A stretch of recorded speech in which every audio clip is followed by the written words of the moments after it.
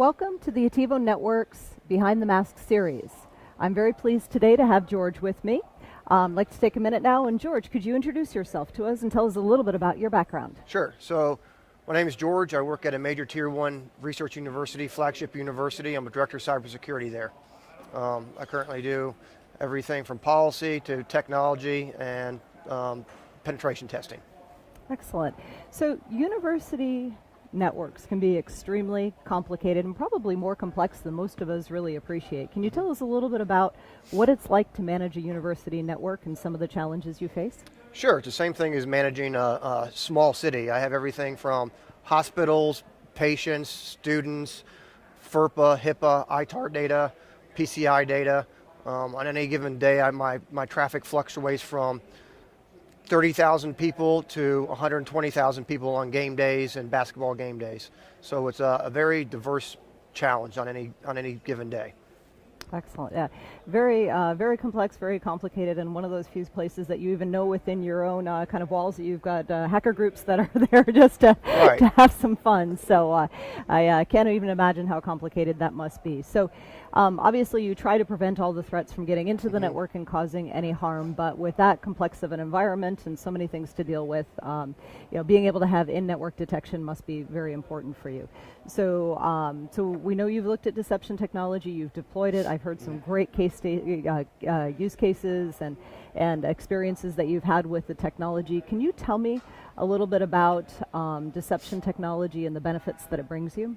Sure. So for deception technology for us is our ability to drive and funnel the bad guys into where we want them to be. So we can remediate it quickly, find it quickly, and remove them from the network and get instant gap analysis. It's probably the only tool that meets all those requirements very quickly. And it's been very useful for us right now. And we're glad to have it. It's another tool in our tool set that I think can become more of a baseline in the future for most technology and IT and security practitioners, because it's the only tool that is 100% positive, and it allows you to kind of sit back and not be 100% perfect all the time, and it makes the bad guys be perfect 100% of the time. And there's not too many tools that do that. It also allows us to have less false positives, driving down our operational costs and our mean time to resolution, because of the fact that as soon as the bad guy connects to one of your deception devices, you have them at the ACK, right? So it's very easy for me to deploy this, and there's really no downside for us right now in deception technology. Excellent, great information there. So university budgets, not always the biggest budgets, right.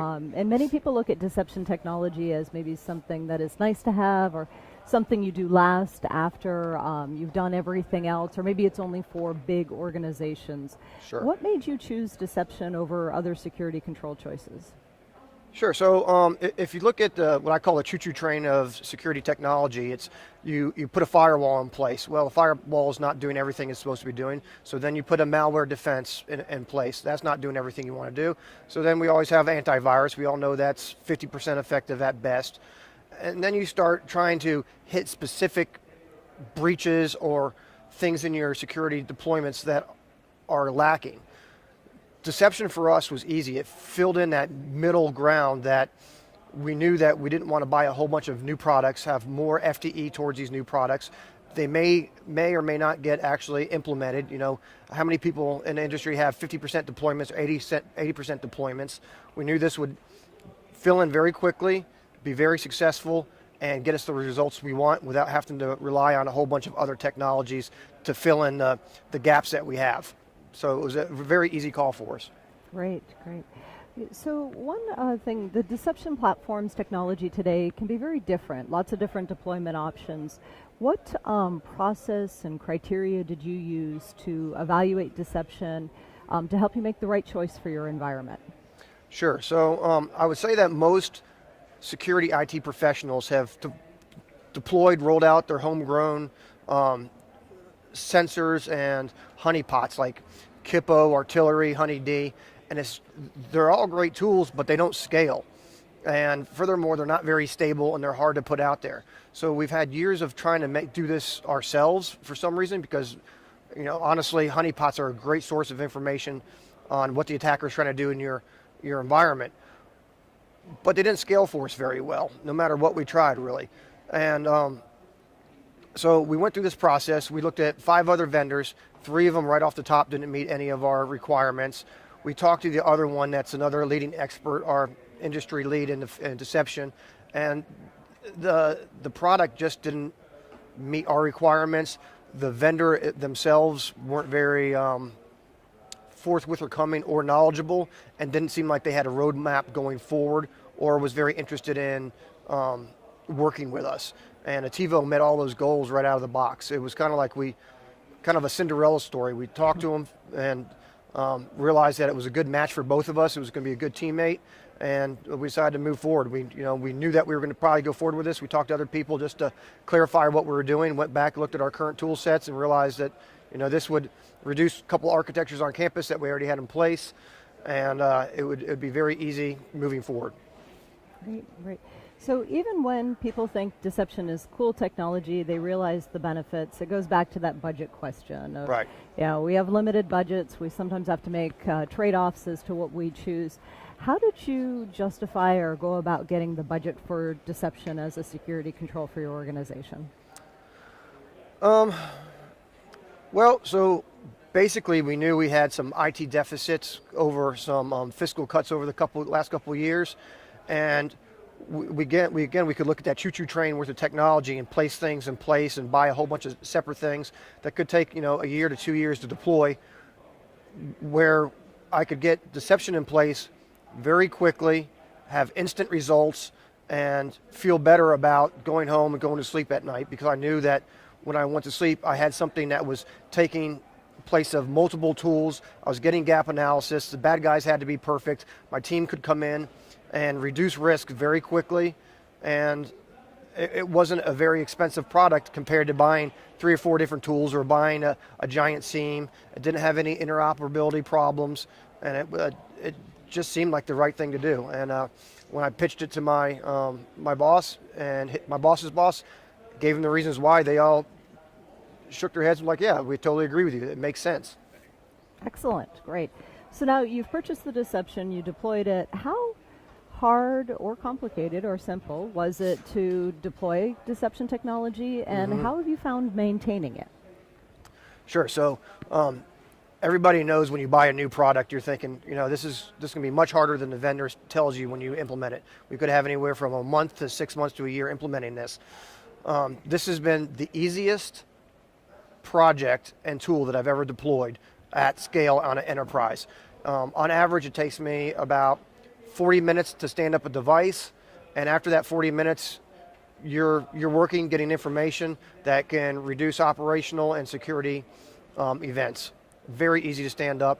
There's very few interoperability problems or challenges, and I would say you can have a major enterprise deployment running up within 2 weeks. Very easily. Small ones probably within hours. Excellent, great. And did you have to add any people in order to continue to maintain it? No. So it runs and lives and feeds by itself. Only thing that you really have to do is if you want to out-trick the bad guys more, you have to bring your imagination to the table and deploy deception tools that they may not have thought of. So if you're looking at tricking them in IoT or in servers or in banner grabs, whatever you want to do, you can do. It's just up to your imagination, and that's where the care and feeding is. Looking at the dashboard, the single pane of glass, is super easy, and it doesn't take much time. We haven't dedicated any other FTEs to it whatsoever.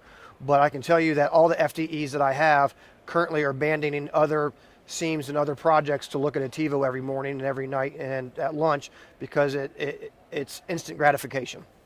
Fantastic. It's great to see so much value and it being ultra easy to be able to deploy and maintain.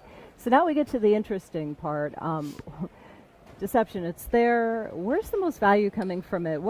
Have you caught anything interesting? What can you share around that?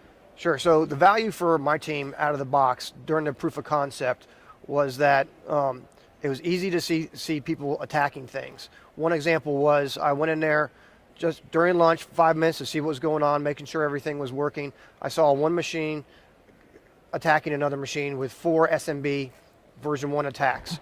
So given the vulnerabilities around SMB version 1 lately, I decided to check it out a little bit more. Sure enough, it was an actual attack. I find out who it is, what the computer was within 5 minutes using Splunk, because both of these two connect very well. Turns out it's my TSM storage manager's secondary machine where he downloaded a exe to do his job a little bit better that wasn't allowed on his machine. Turns out that it was vulnerable. It gets owned. He had only been on that machine for 8 minutes. We were able to mitigate the problem very quickly within 10 minutes complete time turnaround, because his office is very close to me. And he pretty much had the keys to the kingdom at that point, right? And it was just because he was using a machine he hadn't picked up in a long time, thought he could do something quicker with another tool. And Attivo really, we wouldn't have found that because of where he sits and who he was. It was very interesting, a very good win for us. Another case we had during deployment, we didn't have Attivo fully deployed yet. We didn't have any bot syncs out there really, or deception tools. We had a problem in our hospital with a network that was having all kinds of jitters and wobbles and people not being able to connect out. The network team asked me to take a look around my tools. I went to Attivo, found very quickly one machine throwing out a whole bunch of gratuitous ARPs over and over and over again, which was bringing down the switch that was impacting patient health. And that was, again, another 6-minute fine, 7-minute fine for me, where with all the tools with the network team, my security team didn't find it, and this found it very quickly. It's just a very nice tool in a lot of ways to find a lot of different information. Boy, I could listen to this all day. These are fantastic stories, and I know there's a ton more. But in the spirit of time, where do you see deception technology heading? And to put a little frame around that, there's a lot of discussions about what should be mandatory controls, and some people structure around compliance, other people structure around their security policies and practice.